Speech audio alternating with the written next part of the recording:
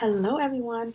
So, today we're going to be talking about piercing rejections and some ways to prevent piercing rejections. So, when it comes to piercings and considering a new piercing, there are three things that are really important to consider. One is the place you're getting it at, who's piercing you.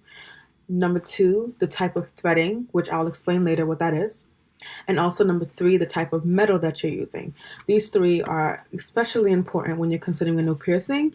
And so, if you want to see some ways to prevent piercing rejections, so it is extremely important to go to a place that's clean, a place that you know is professional, and a place that you know people are doing this and they're experienced. So, the place and piercer is very important because if you go to a place and it looks a little off, things don't look very clean, that's not really a good place to go to. You want to go to a place that's clean and also a place that you know people are especially professional. They clean the area before they do it.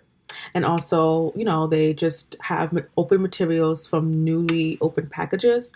So the place in the piercer is especially important because you want to go to a place that's clean and professional to prevent any germs, any bacteria, or any type of infections that you may get if you go to some place that is not clean or professional. So do your research. Research the place. Know how long they've been doing this. Are they professional?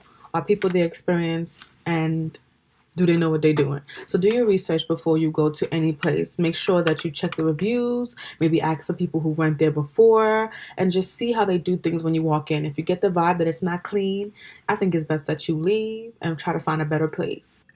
Okay, a little story time for you. So, when I got my first belly piercing, I lived in a city and I walked into the place, and I kid you not, it was an empty room and I had a black chair in the middle of the room.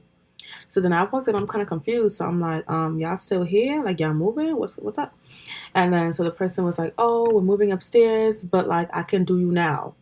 So then I'm like, I'm young. I don't really know what's up. So I'm like, okay, I just wanted to get my little belly pierced, whatever. I was like, okay, okay. So then I'm like, okay, what do I? He's like, sit here in this chair and we'll do it. And I was like, I'll do it. And I said, okay. So I sat in the chair and so he pierced me sitting down, and that was not the best way to get pierced. And so that piercing rejected because obviously it wasn't a professional place, and the way that he pierced me, how you can't really pierce someone sitting their stomach sitting up because that's not the right angle. So I didn't know that at that time.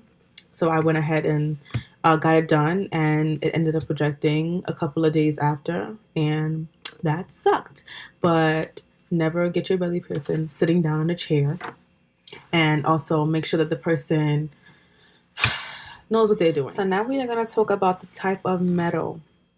So the type of metal is also important, okay? Because these two piercings that I got that rejected, they were stainless steel, and that is, as we all know, the cheapest jewelry, and it's not really the best.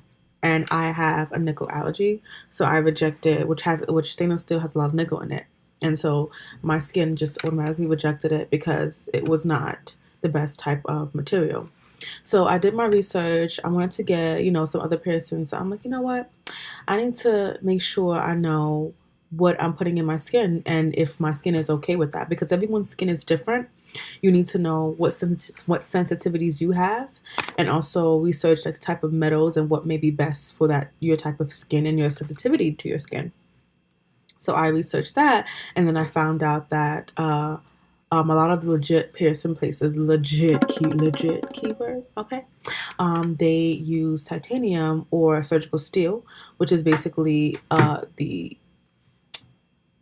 the most quality jewelry when it comes to piercings, and so I started using titanium, and that helped. And at the end of the day, you have to be mindful of that because the type of metal is definitely important because these types of metals can have different things in it that can cause your skin to react. And you need to know what metals they're using because sometimes you walk into a place and they just pierce you with any type of jewelry, and then it ends up rejecting, and you're like, what the hell? But the type of metal, it may have looked great, but in reality, what was made in that metal was not okay for your skin. So research the type of metal and research what type of skin sensitivities you have and what types of metals are best used for those types of skin sensitivities. So this is an example of internal versus external jewelry threading. So internal is the best one to use for piercings because it is a straight shot through and it doesn't make a deeper cut. External, you can see at the side there, for the external, it makes a deeper cut while it's being inserted. So take a look at these two and just look at them. The internal is the best option.